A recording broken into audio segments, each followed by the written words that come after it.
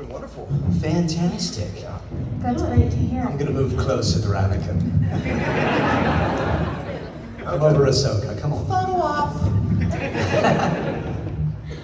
I'm sure we have a lot of fan questions, so if you do have a question, we have a microphone in the middle here.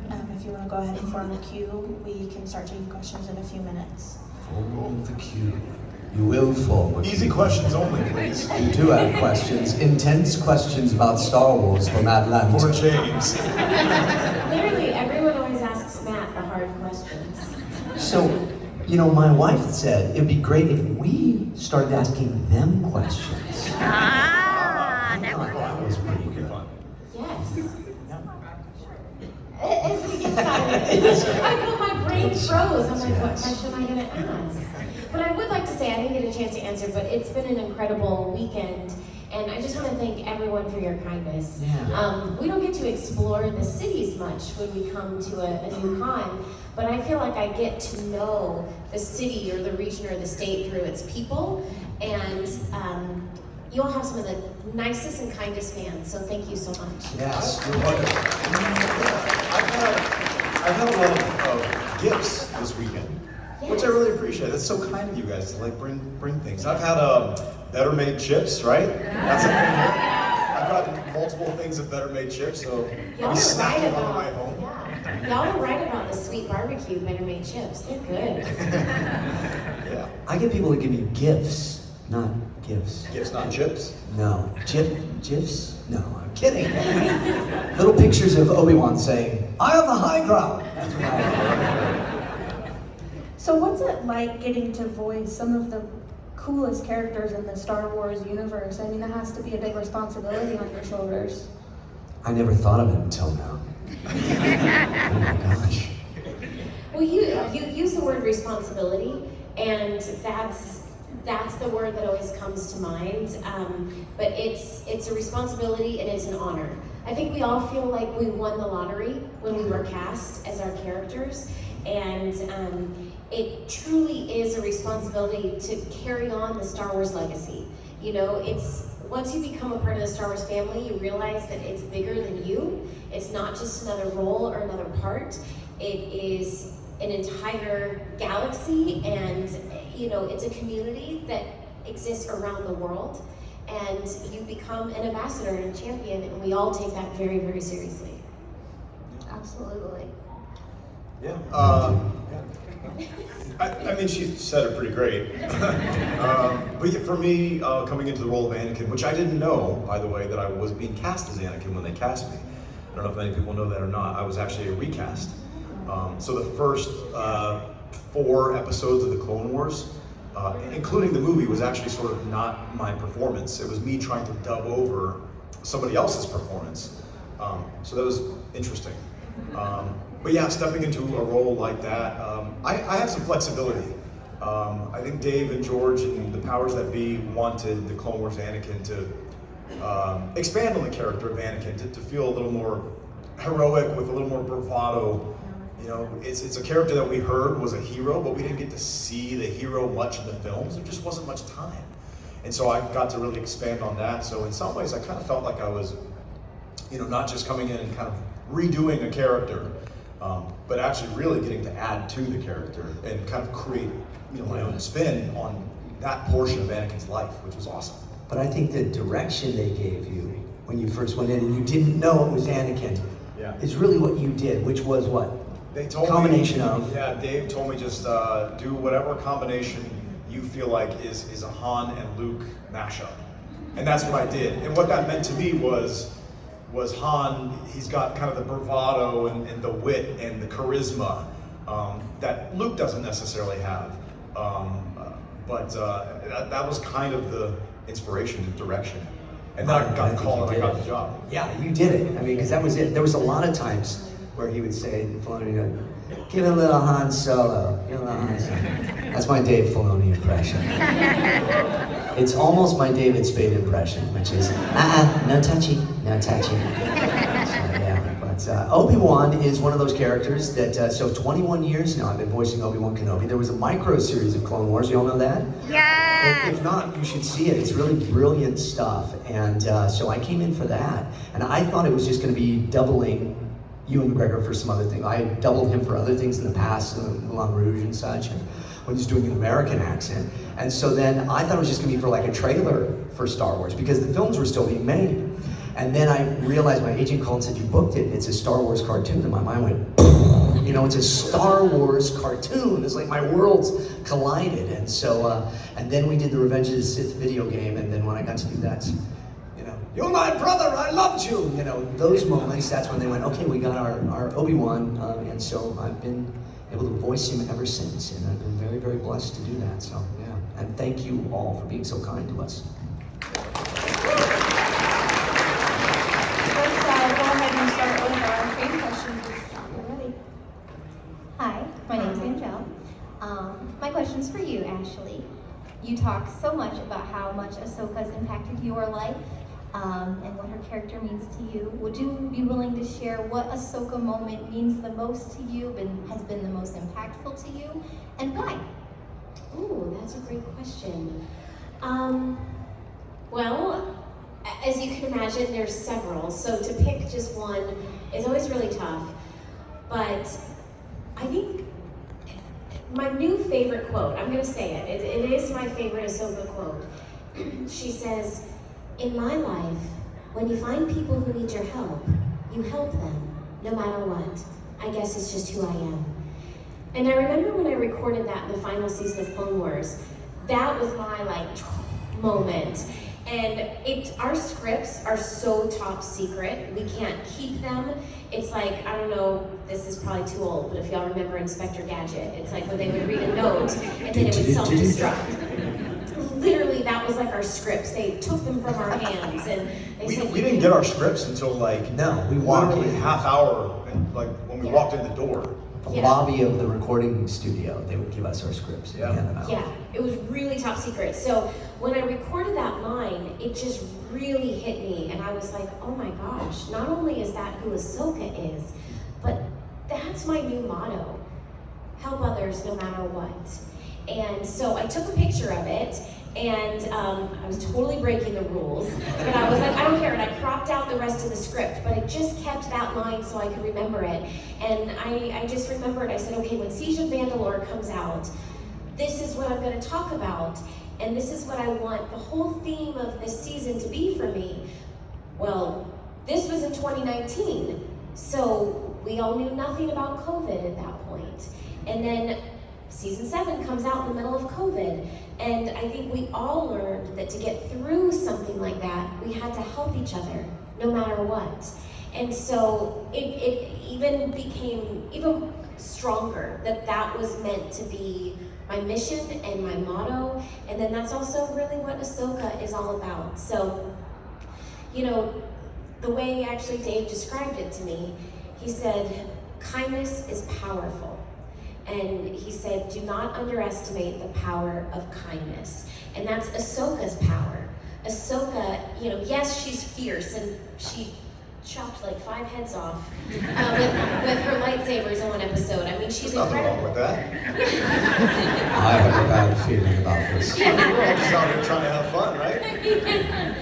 But actually what makes her most powerful is that she is kind and genuinely kind. So that would be my favorite moment. Awesome. Thank you. Hi, I'm Erin. I know you guys know me. I love you guys so much. So I'm excited to see you guys all again. Yeah, thanks. And my I'm big question fans of yours, by the way. Thank you. Oh my gosh. She's an That- amazing artist. Thank you so much. Yeah. I love you guys so much. My question was, what is each of yours favorite trait of your character? Oh, favorite trait. Anakin. I like that Anakin broke the rules. I think, you know, when you're really kind of stingy on the rules, you're just not as fun. And, you know, I think Ahsoka has taken a bit of both of that, which is great. You know, she might might not have made it as Obi-Wan's Padawan, but she might just make it as mine. Aww. Well, you're stuck with me, Sky Guy. That was so sweet. Yeah.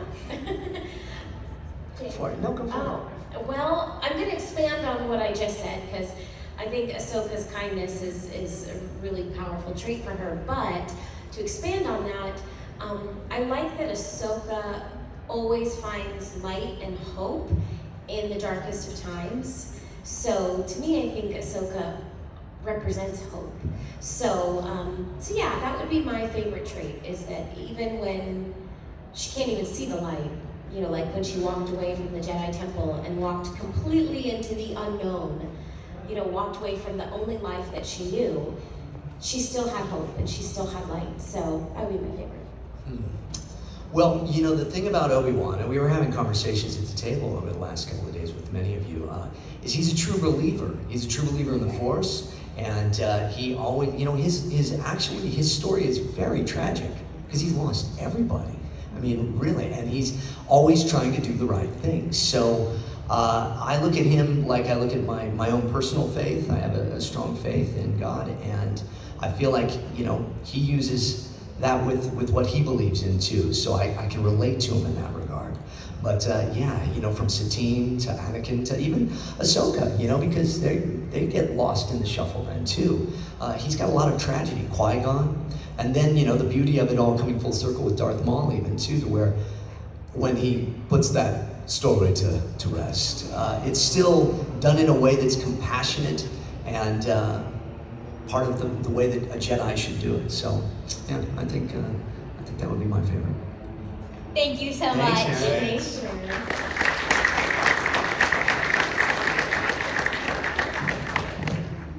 Hi, one second, I have a question on my phone. I didn't want to forget it. Okay.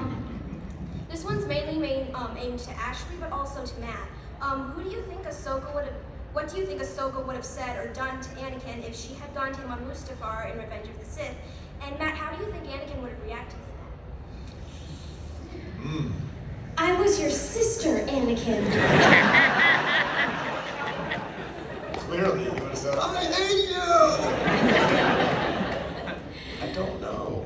I mean, I think she would have been like Obi-Wan. Truly, I'm joking saying I'm your sister, but it would have been heartbreak like that. It would have been just like Obi-Wan, complete and utter heartbreak, which we saw in Rebels. So she did have that moment, actually.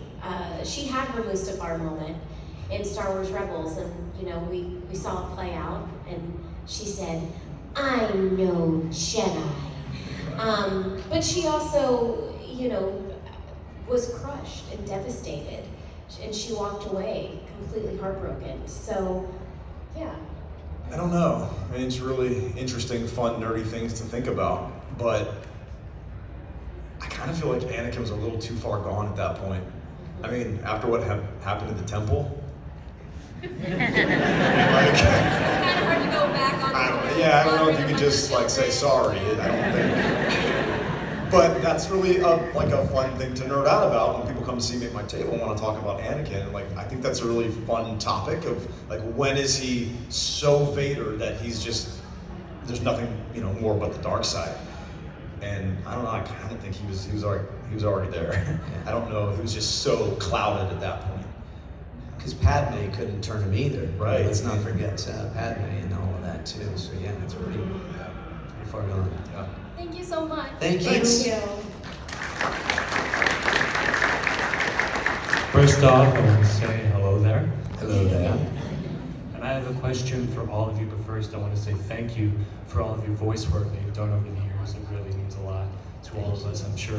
Thanks. But I wanted to ask you, what is your favorite Star Wars story across all of Star Wars, like games, comic books, movies, Clone Wars, and Rebels?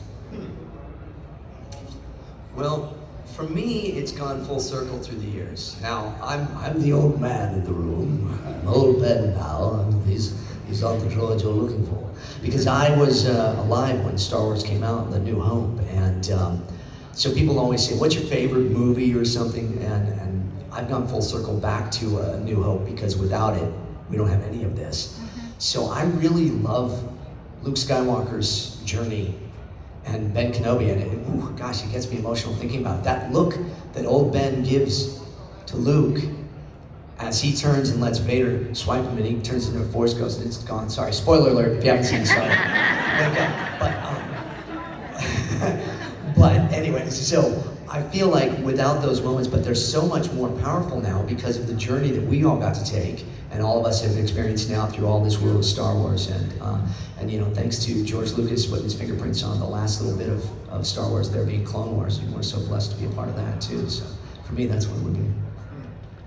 I don't know about favorite isn't going to be the term to describe it, but the moment that impacts me the most is the Mustafar fight now.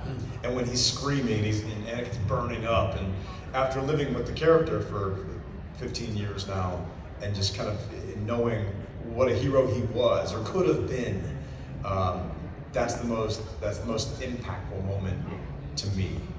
Yeah. So no one's ever asked me this exact question before. So I'm actually gonna say, because my favorite Star Wars character, other than Ahsoka, is actually R2-D2. And Star Wars would be a very different story if R2 is not around. Because if you think about it, he's pretty much saved everyone's life. So I love a retelling of Star Wars, but from R2-D2's point of view, and to talk about how literally he saved everyone. I mean, he's truly one of the unsung It heroes could have of ended Star in the Wars. trash compactor. It could have ended. It's just done. Totally, several times. So yeah, Star Wars from R2-D2's point of view, I would love to see that. Yeah, because he delivered the message too. Yes, Obi-Wan Kenobi. I'm telling you, go back and watch Star Wars with that in mind, and you'll be like, whoa, Yeah. R2 is there the whole time. And give R2 a hug when you see him now. He's out there. Thank you all so much. Thank you. It was a great question.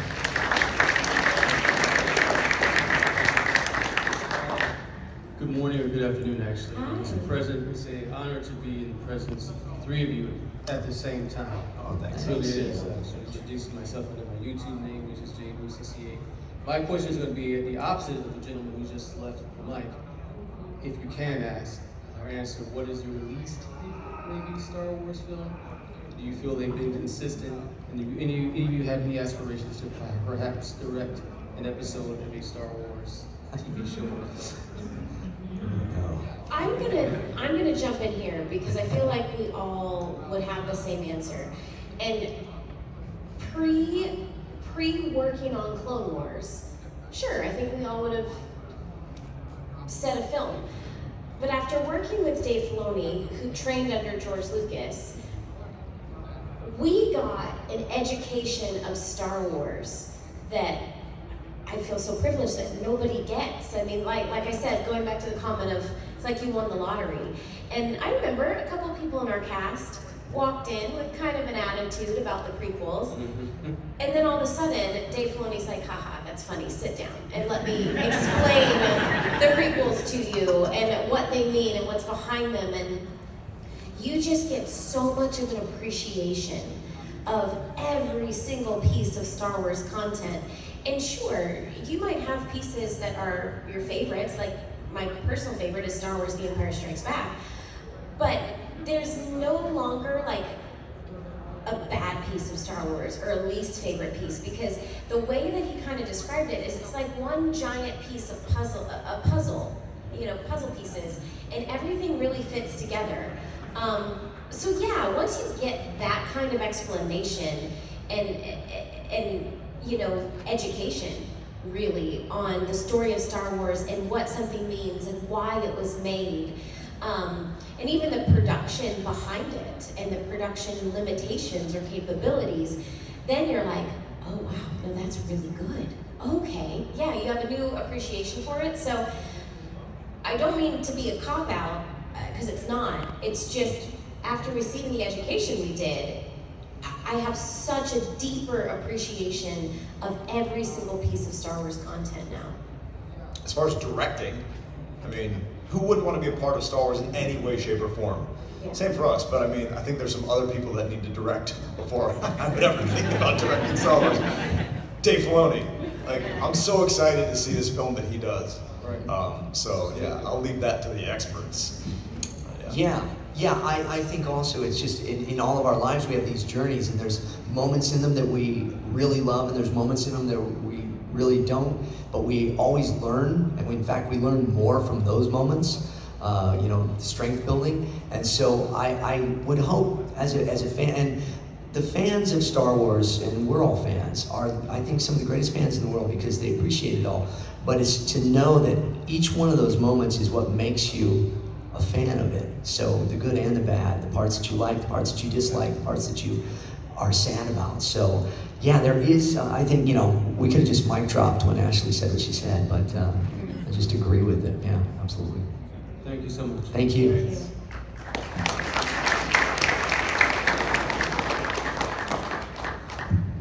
All right, so I feel like in Star Wars we've seen Obi-Wan beat Anakin a few times, right? Oh yes. We've seen Ahsoka beat Darth Vader, like debatably in Rebels, like if you want to argue that. But my question is, this is for you three to debate, which one of all three of them is the strongest or the most powerful?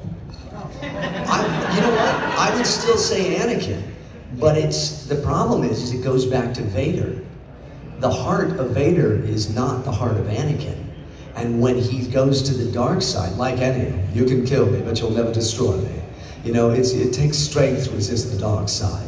And so when he's doing that, he's at his weakest. So that's why he's not able to fight with the same compassion that he would when he's protecting his friends.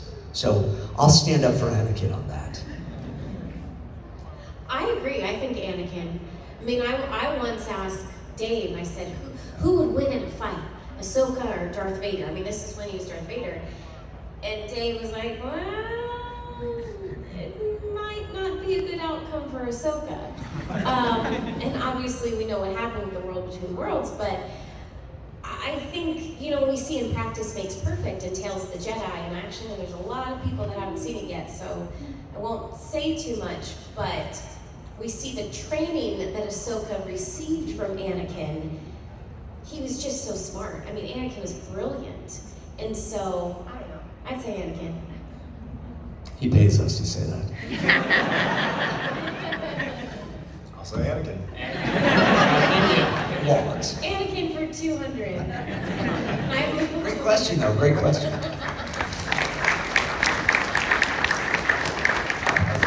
Hey. So, little thing, thank you guys for everything that you've done, and thank God that Disney bought Star Wars so then, we could have all the great things, especially you guys coming back during COVID. That was a lot. Watch the show growing up, all that good stuff. Totally unrelated question. What's your guys' favorite sandwich? Favorite sandwich? So this is actually a little context. I'm a student at Michigan State in the College of Music, studying music education, hopefully a band teacher someday.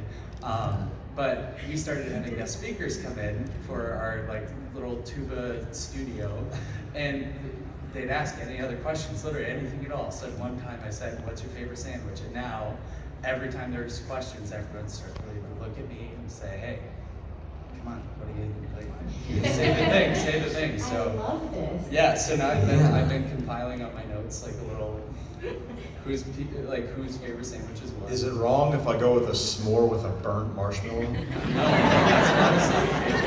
I'm surprised I haven't gotten a hot dog yet, honestly. That's very on brand for you. Thank you. Yes. I actually don't even like burnt marshmallows in my s'mores, but for Anakin, it's kind of So you're just theming it. I'm theming it, yeah, for sure.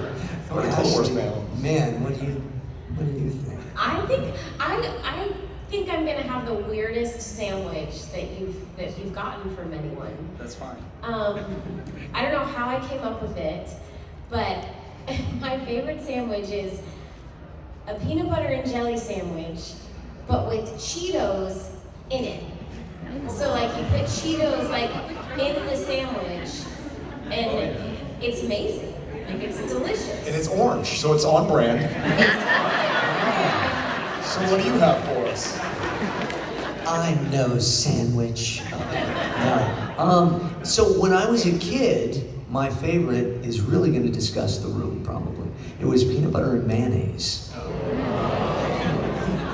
Oh, see, I got some. And it's strange, but it's a neat little combination. And then you'd have it on Wonder Bread, and you'd really go into a coma. But now, so many years ago, 18 years ago, I lost my voice to toxic mold, black toxic mold poisoning. I had to change my diet, change my life, and everything. So now it'd be like the polar opposite of that: gluten-free bread with, organic turkey and pepperoncinis, slightly toasted with vegan cheese. Very on brand. And a lot of lettuce. Very proper. Yes, a very proper Obi-Wan sandwich. Yes. Awesome. Thank you guys. Thank you.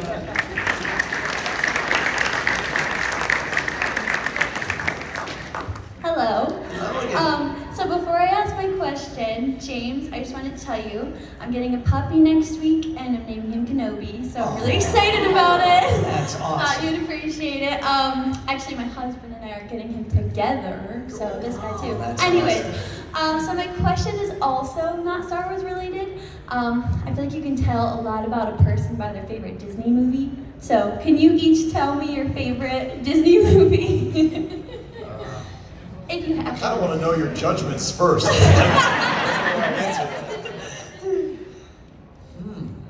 mean, I'll go because I'm the big Yeah, I was gonna Disney say nut Yes. here. My favorite is Alice in Wonderland. Nice. I love Alice, always have. Thank you. Got another Alice fan in the room. But yeah, I mean, the meaning behind it actually is very much like Ahsoka. Alice goes into this strange world of Wonderland and the twisty and windy path and strange characters, and she finds her way. Yeah. But yeah, she's also very curious, which so is Ahsoka. Love it. You want a little more time? I Really, no judgment. I'm not actually judging. Oh, Well, not from you, but You can tell a lot about a person.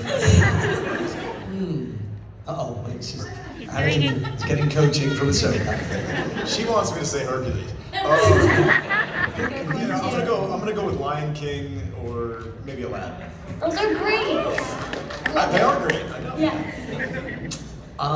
Gosh. The funny thing too is that answer will have a different answer after you have a child, because my daughter has grown up with Disney, and I remember moments of her like reading her books that go along with, and Beauty and the Beast, and in the midway through, and she gets to the part with Beast and Belle, and she starts just weeping. And so I go, okay, this movie's really special. I remember The Little Mermaid though. When I first saw The Little Mermaid, that was it was fantastic. And Aladdin as well, because Robin Williams changed the face of the way animation, good and bad for voice actors, because now they go, let's get celebrities, but it's like, you can't do what Robin Williams did. So it'd be a tie between those two. Nice. Yeah. Thank you, guys. Okay, sure.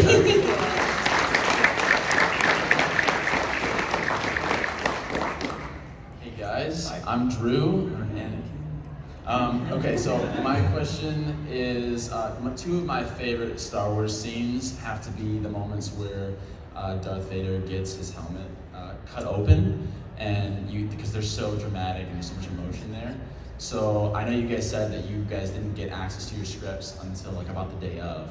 When you guys came in and realized you had this awesome scene in Rebels, what was that like? Was it a shock to you how it played out? Was it emotional at all? And if that question doesn't go through, what is your favorite Star Wars scene altogether throughout the whole thing? Well, I don't know if you remember, so I can tell the first part of the story because, so Clone Wars had been canceled for a couple of years, and we didn't know if we would ever record together again. And it was really sad because we were all really close. They brought Ahsoka back on Rebels, but I didn't get to record with Matt and James. And then all of a sudden I found out that Matt was coming in. And I did know that it was this big battle, and I thought it was the end. So I honestly thought that this was gonna be the last time that I ever recorded with Matt. So as Ahsoka was saying goodbye to Anakin, I was saying goodbye to Matt, truly, and it was real emotion. I mean, real tears, my heart was beating, and but then Dave sent me out of the room, and I don't know if you remember, but yeah, the part I think that you recorded, like with James Earl Jones, I didn't know about. Like, he even kept that a secret from me. Don't you remember? Or not? I don't remember specifically. What I can say though is that the emotional impact of the characters to me in the story didn't happen for me until I watched it. I mean, I think going in, you know, there's emotional attachment, but we still have a job to do. And so I think just watching it as a fan and not just hearing ourselves say it, but seeing the character and seeing Anakin, you know, say the things. I mean, I remember it was a really odd thing to say. It felt odd to say to Ahsoka, right? Because I do Anakin, I don't do Vader. But yeah, I mean, it was an odd thing. But emotionally, that is such a powerful scene and so sad. Knowing the history of the Clone Wars and the relationship that they had, it's heartbreaking. Yeah. So basically, I was booted out of the room. So only Matt knew, and I don't know if Dave told you that James Earl Jones was also going to do it. I can't remember. Yeah. If in the moment, if he told me they were going to do it. I'm sure he did. And you all know what we're talking about there, that they overlapped them. So they both played Vader at the same time, which for a Star Wars fans, that's the coolest thing in the world for Matt Lanter to get to.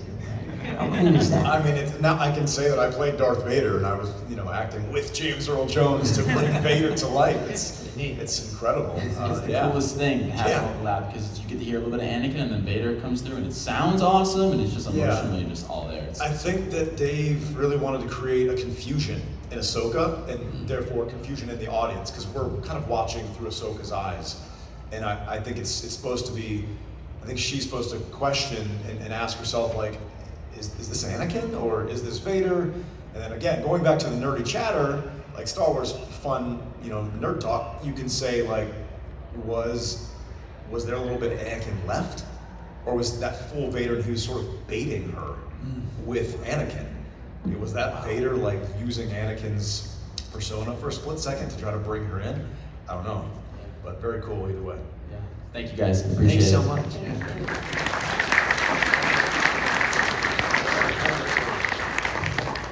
Hi. Hello. I'm sorry, I'm kind of short, so I'm trying to. No. So I'm a big Clone Trooper fan. So I was just curious, other than Captain Rex, because I feel like everyone would probably say Captain Rex, who's your favorite Clone Trooper? You know what? We get this question a lot. We do. Have you changed? No, Okay. I haven't. Even though I will say, I am behind on Bad Batch. So, but I felt when I started watching, I felt an immediate connection to Omega because I felt like Omega was like young Ahsoka. So I know that's not so much answering your question, but I don't have a favorite other than Captain Rex. I need to like really go back and analyze all the clones and be like, no, this one's my favorite. 99. Yeah. Without a doubt. From the beginning of that, when we first saw that storyline in 99, I just completely related. Plus, I thought it was also classic filmmaking of this character that they created and the beauty of D. Bradley Baker and his voice acting. And D is one of the most amazing actors on the planet. Never let people just say he's a voice actor, he's a character actor. And to take all of these clones and create different emotions using the same voice is not an easy thing to do. So anytime somebody says, oh, voice actors, just do that, just play them episodes with D. Bradley Baker performing, and I think you'll have your answer, but yeah. Yeah, I don't know. I mean, I not the answer you want, but I have to go with Rex too. I mean, it's about Cody. It's It's my Commander guy. Cody. Yeah, but Rex is my guy. Fives, yeah, fives. Thank you so much. Thank you.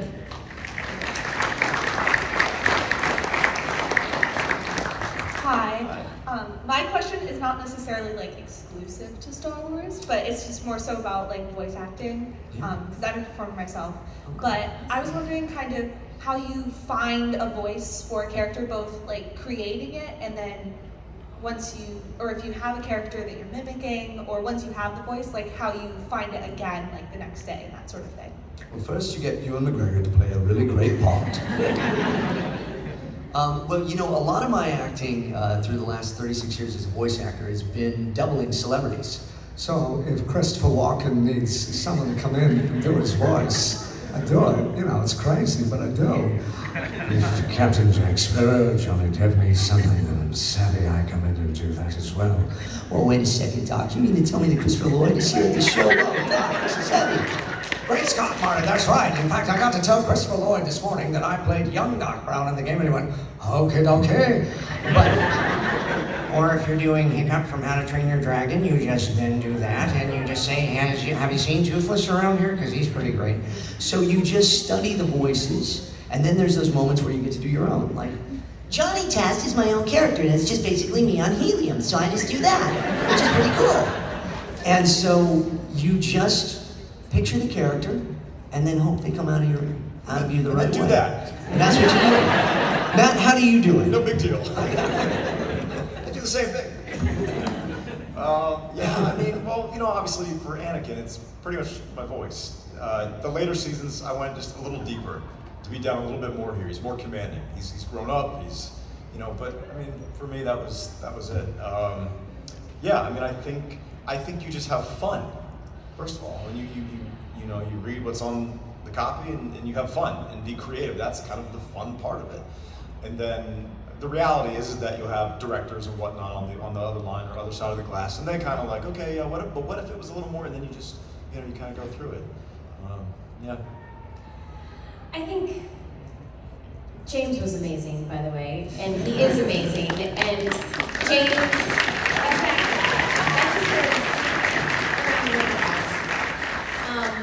Matt and I were kind of Padawans in the voiceover world because we had mostly come from film and television when we got our roles, and we got to learn from the greats and the icons like James Arnold Taylor and D. Bradley Baker and Tom Kane and Corey Burton. And so they really have gifts, and they've been doing this for a long time, and they practice and really study.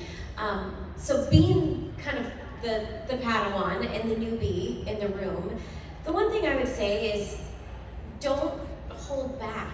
Don't be afraid to go big and take chances. Like if you have an idea for a character, commit to it.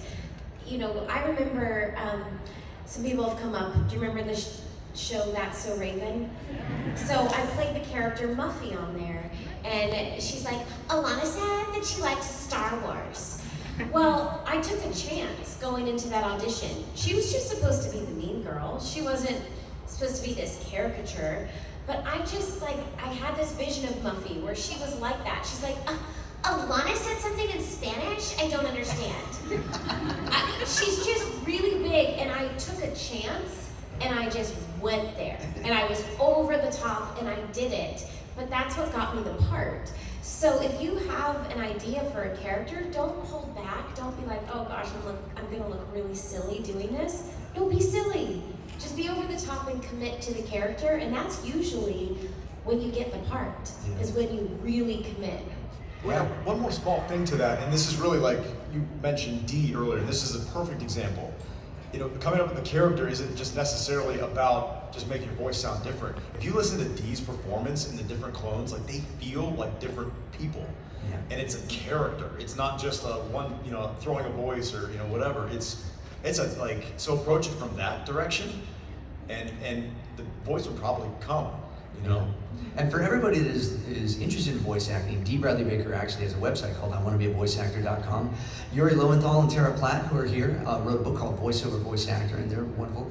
And then I have a YouTube channel that has some videos of me in the booth doing that stuff too. But yeah, like your own voice. That's the last thing I would say, because most people don't like the sound of their own voice. Do you like the sound of your own voice? For the most part, okay, yeah. Good. Because most people hear themselves and they go, oh, wow. So if you like the sound of your own voice, you can do more. You can do what Ashley's talking about. You can really then put it out there. So, yeah, good luck with it all, too. That's awesome. Best of luck. Great. Thank you. All right.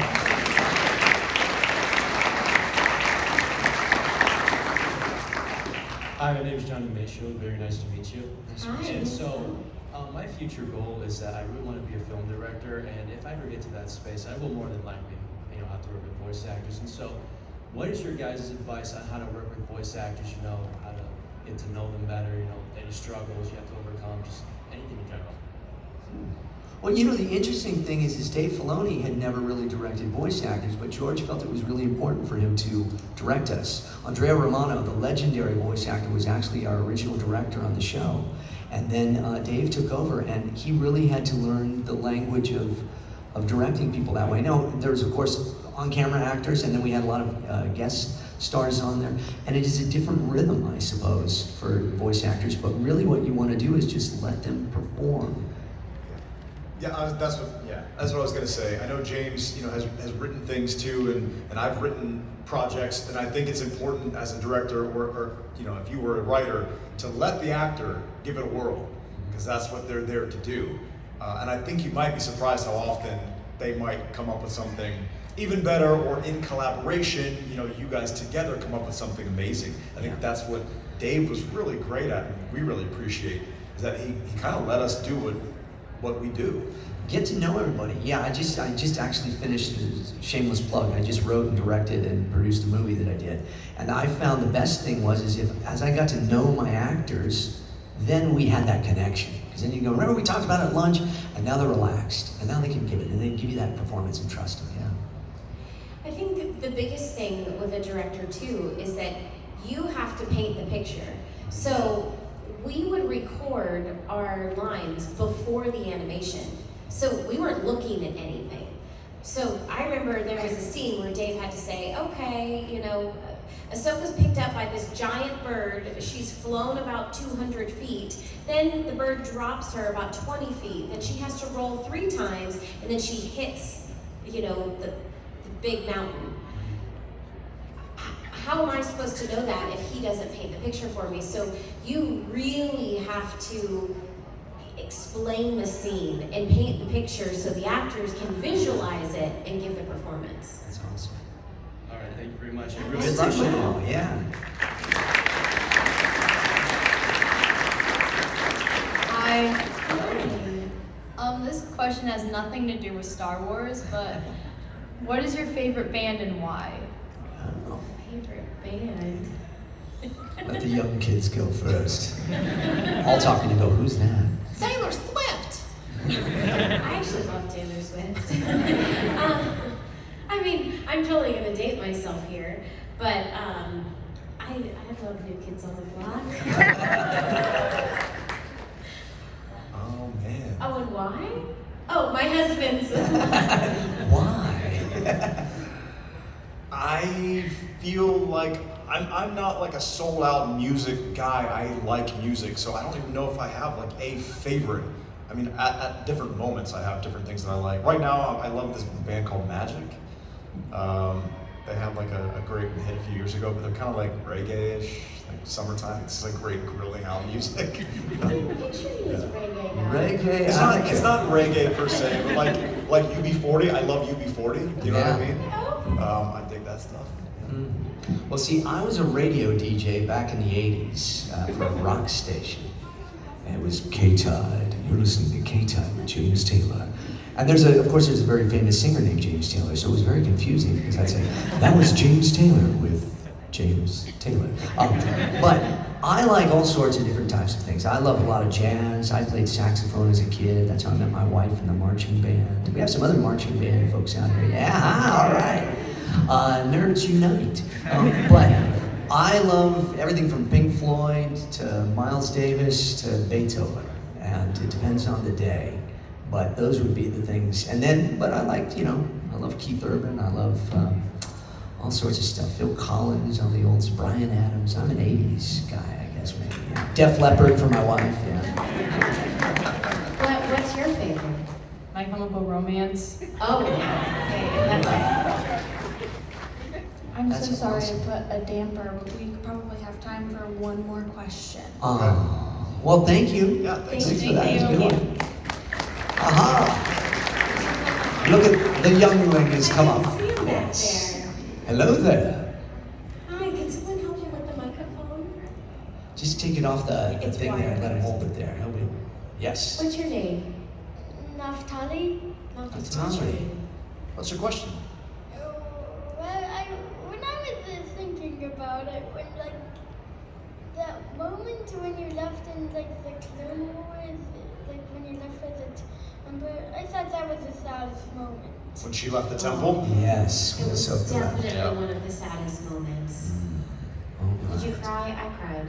No, I definitely did not cry. No, he's a strong Jedi. He wouldn't cry. I cried. I sobbed. I think it was that, but not like that. Okay. What about when Anakin was burning up on the side of the lava pit? Did you cry then? No, I thought he was actually going to be like dead. Right. Do you have a question specifically for us? Not like that. Okay. All right, well, thank you. Nice to meet you. Nice to meet you. Maybe Pleasure to meet pass you. the Full microphone strong to with the you. guy right behind you. Yes, and let's see if we get one. I got a last question one. for you. What is your workout routine? He's a strong Jedi right there. Okay. That's impressive. The pressure's on. Most impressive. I wanted to ask if I could record you guys, if that's all right. Sure. I just want to ask you permission first. No trick questions, In case I right? pass out, I want to keep them moving. Okay. First of all, hello there. Hello there. So I'm aspiring to be an artist. Well, I am an artist, voice actor, and I hope to be sitting where you guys are sitting now. So my question was, do you guys have any tips on where to start? Or, I mean, I know you have your YouTube channel, and but yeah.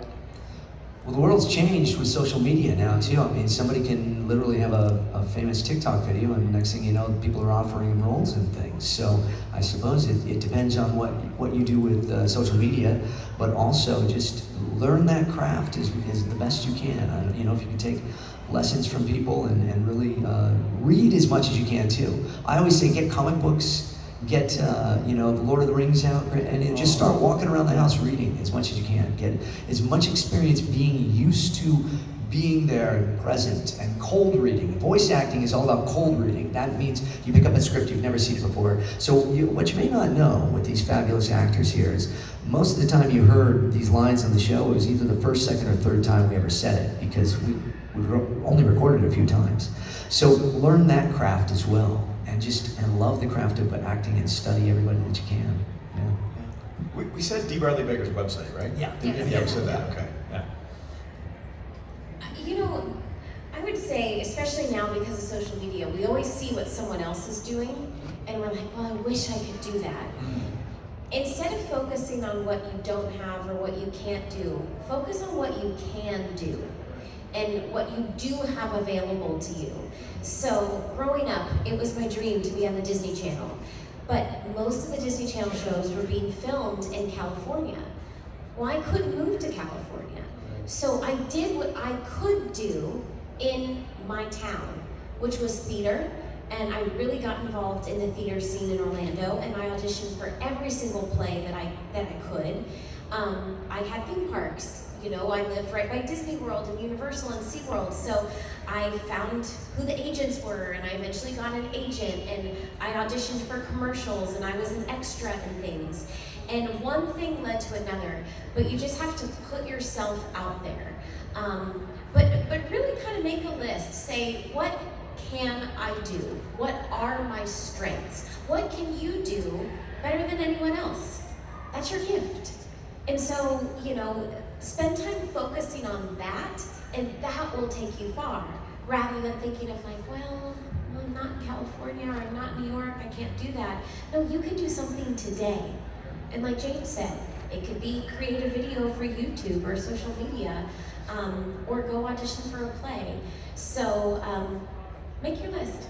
What can you do?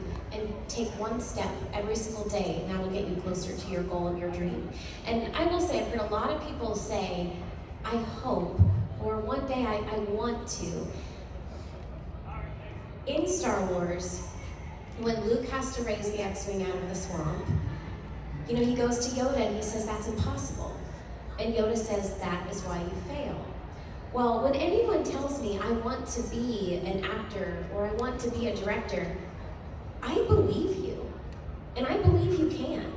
I believe you will be an actor or a voice actor or a director or whatever you want to do.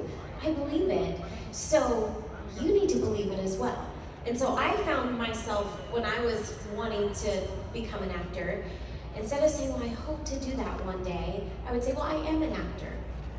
And one day, I will be working with you.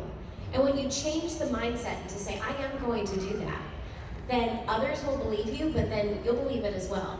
And I can tell, the force is strong with you, Skylab. The dark side. Okay. Well, everyone's a balancing force.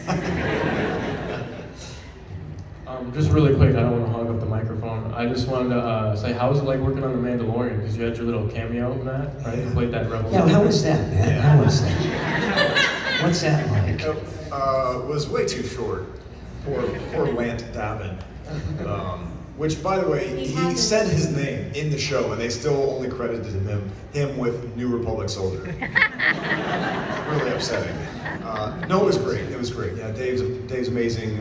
John Favreau was there the days that I was working, very involved, and very secretive. We were shooting on the lot, and I was walking from my trailer to the stage door, which was.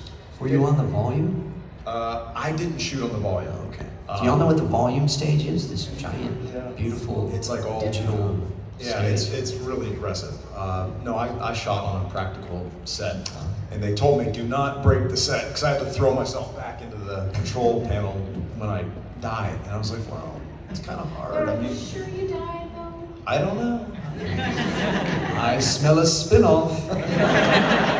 I do think it would be cool to see the Academy, like the New Republic Academy of Soldiers coming up, and like what that was like. I mean, I can't be in it because I'm already dead, but you know, No. I just think it'd be fun. We do a prequel. Yeah, prequels. Yeah, we're cool. Thank you so much. Thank you. May the force be Thank with all of you. you. I wish we could get everybody's questions. If you want to ask a question, make sure you stop by their booths and say Oh, look at that Yeah. segue. Well done, you. Yes. There you go. Come Is there by and say anything hello. before we leave that you want to tell them about, like plug in? I know you've got Her Universe, which is amazing. You've got a lot of my money. Thank you. Well, yeah, the shirts we're wearing today are coming soon to Her Universe. They're Snips and Skydive t-shirts. Wah, wah. But no, I think, you know, if you follow all of us on Instagram, we share where we're going next and kind Yeah, of I'll what plug we're my up to. movie. I just made a movie called Hidden Blessings. You can see the trailer on my YouTube channel. Please subscribe. Doesn't cost anything. And check out the trailer. It's called Hidden Blessings, and I hope to have that released very soon. And then I just finished writing another movie that I hope to get start production in next year. So, and maybe I can convince some of these folks to be in it too. So. Nothing to plug, but I do want to say just thank you guys from the bottom of my heart, and I'm sure I speak for them too. And I mean, this is 15 years since the Clone Wars 17, came out. but 15 since it came out. Well, 17 since we've been working, and Yes. I can't believe that we're doing this city to city 15 years after it came out. Yes. And you know, packing rooms, and you guys should see some of the theaters and stuff that we're packing out, and it's the Clone Wars fandom, and that's just so cool to be a part of. So thank you guys for keeping the love of Clone Wars alive and accepting us and including us into your fandom. And I say this all the time. I bought into Star Wars fandom so hard. Like anytime you're on the highway and you see a Star Wars bumper sticker, I always want to talk to that person. I want to know what are their thoughts. But it's just such an honor, and I just love that we have this whole Star Wars family, and I think it's so cool, and I'm humbled to be a part of it. Yes, thank you so much. May the force be with you. Thank you.